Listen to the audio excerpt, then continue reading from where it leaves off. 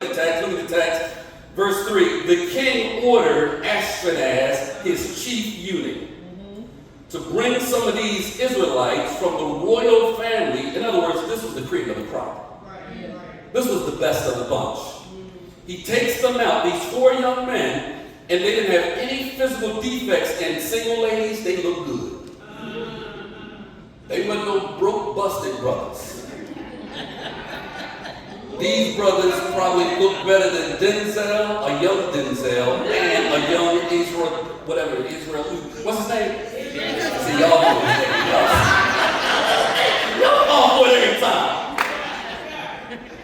So they take it captive, and they remain in this royal education, and they were given this new diet, they was given this new education, this new daily diet, and then they were given a new language and new names.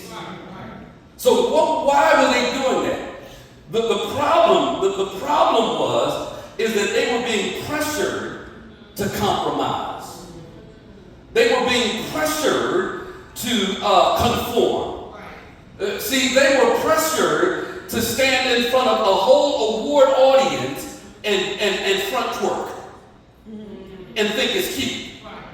They were pressured to conform to the world's image like most worldly put and cuss on social media. Because the world thinks that's cute. The world thinks all of that stuff is cute. But God tells us that if you're going to be a disciple of Jesus, you got to dare to be different. You got to dare to be different. And then these young men, the problem is that they were put in this new culture, and the culture was trying to squeeze them to conform, and it was trying to get them to see, look how good Babylon looks.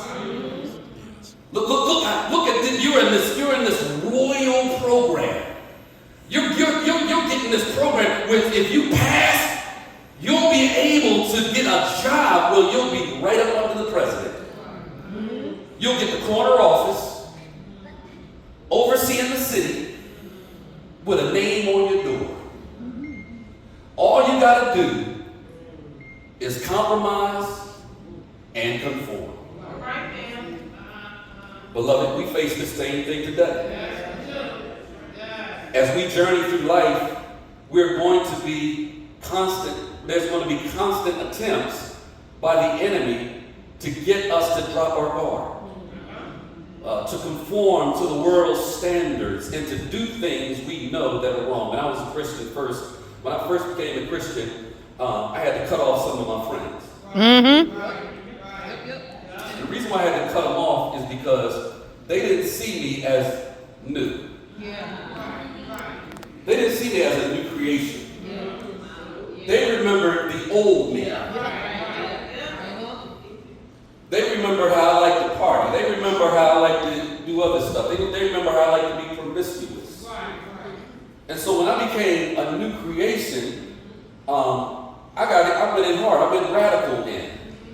And it became a problem with my relationships because they wanted me to do like I did before. And I said, no, I can't do that because I don't feel the same way like I used to. And so they would come different ways to get me to go to the club. They would come different ways to get me to put a nickel on the dime. They would come different ways to try to get me, to do all the same foolishness that I used to do. And so it became a problem for me because I felt pressured and I felt squeezed to do something that I didn't feel that God wanted me to do. And that's a problem. And let me tell you something, Mr. or Mrs. Christian. If you can do what you used to do without any conviction, maybe you're not what you think you're saying that you are.